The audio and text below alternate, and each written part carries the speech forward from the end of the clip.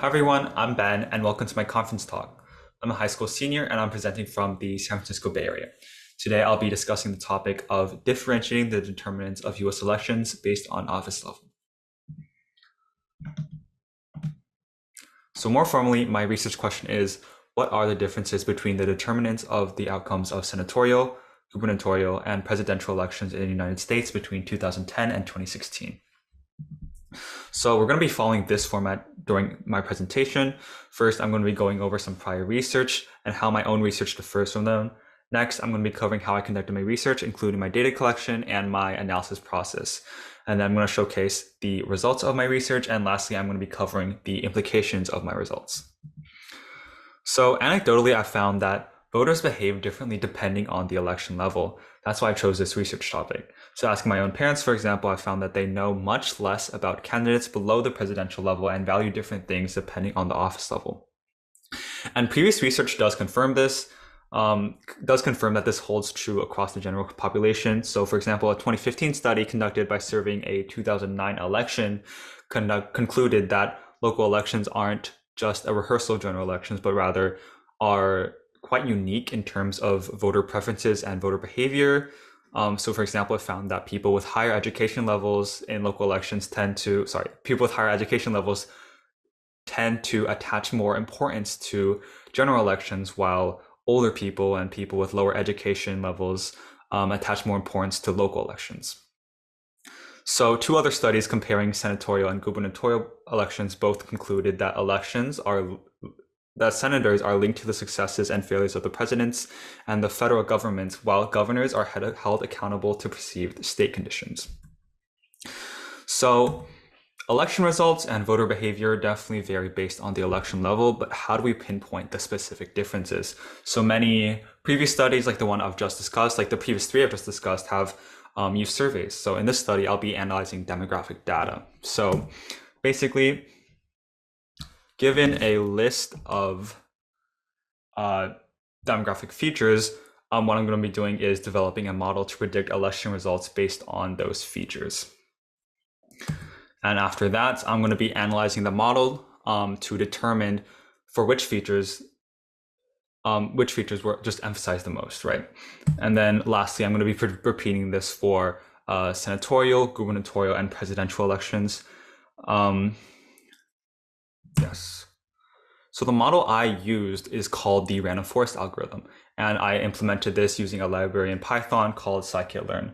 So I don't have the time to explain how it works, but I have the time to explain what it does. So basically, given X, in this case, demographic features, it'll output Y, the results of the election in percentage of votes that were Democratic. And in order for the model to do that, I need a large data set to train it on. So let's look into the features I used and how I collected that data. So I divided the demographic into two parts. I have social over here and economic over here. So I'm taking into account age, education, place of birth, minority status, income, and unemployment. And besides median income, all of this data is based on percentages. And all of this is per county in the United States because FIPS over here represents counties. So each row contains the demographics of a county, represented by the FIPS code right here, and a year over here. And all of this data is readily available at the U.S. Census Bureau website, and I used a Python library called pandas to store it.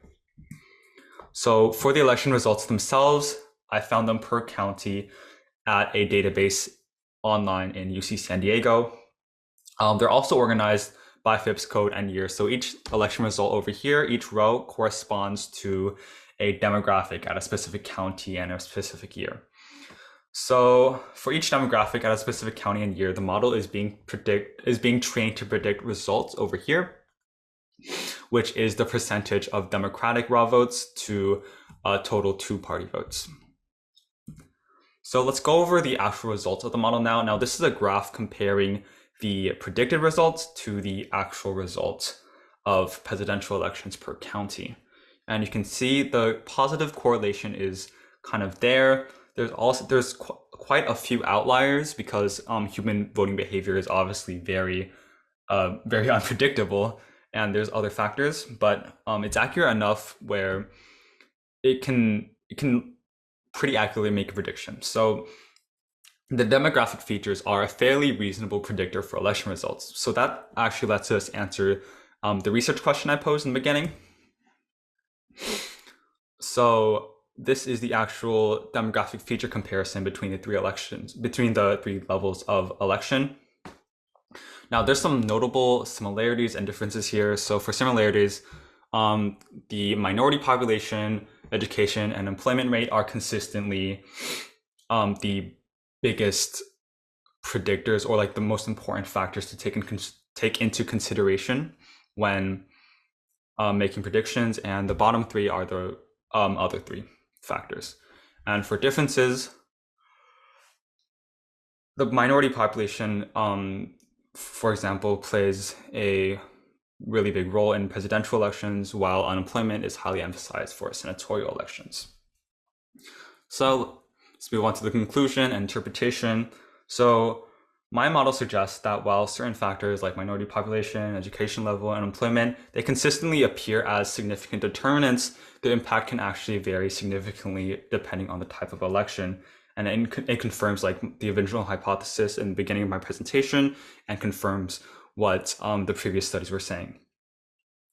So for example, the heightened importance of minority population in predicting presidential elections suggests that national issues may resonate more with diverse communities, while on the other hand, the focus on unemployment in senatorial elections might reflect concerns about economic stability at a more localized level.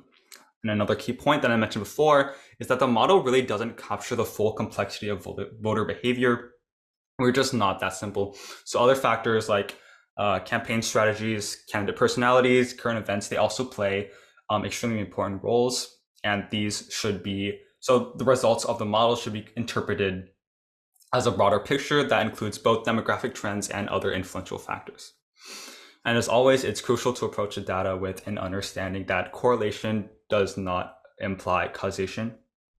So this model shows that certain demographic features are associated with voter patterns, but this doesn't necessarily mean that these voter patterns are it doesn't mean that these features directly cause certain electoral outcomes. So for example, if you just turn over 60, doesn't mean you just suddenly vote a certain way. It doesn't work like that.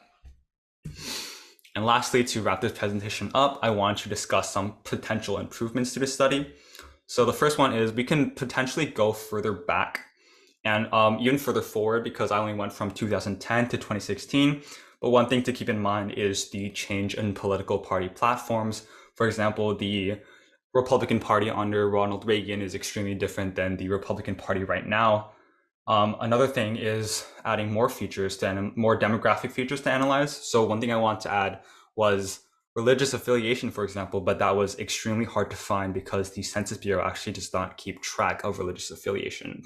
But stuff like that, and stuff like urban and rural populations, or like whether or not the county itself is rural or urban, that would be extremely useful. So third one is considering other levels besides just senatorial, gubernatorial, and presidential.